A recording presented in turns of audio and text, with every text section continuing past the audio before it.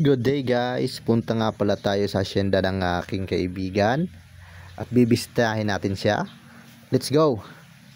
So, duman pala kami sa Deer Farm dito sa aming bayan. Yan. And then, sa tubuhan at may pabulusok pa. Napakaganda naman ang tanawin. Kasing ganda niya. Yan.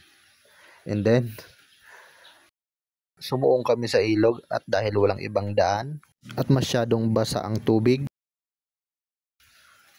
nakaahon na kami. Malapit na kami sa aming kaibigan. Madala na kami ng mga lulutuin, mapananghalian.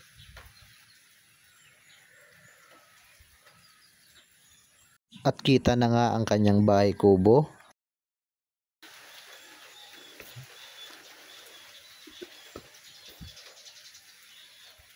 At naghahanda na nga kami ng aming mga kain dahil tanghali na.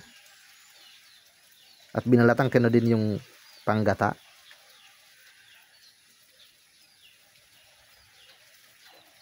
Yan nga, piniga na yung gata.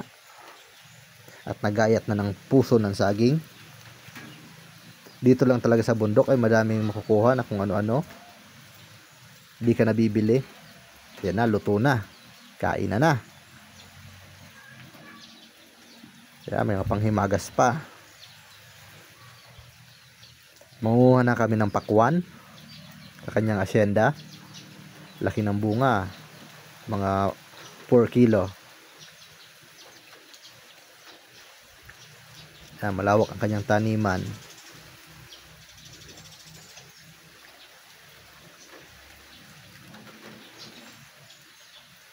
Medyo paunti na nga yung bunga ng pakwan dahil na-harvest na.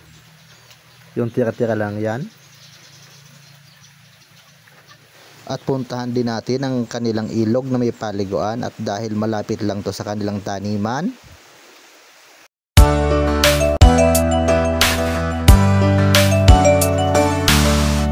Yan, napakalinaw ng tubig at lamig-lamig. Sarap sana maligo, kaso lang talang damit.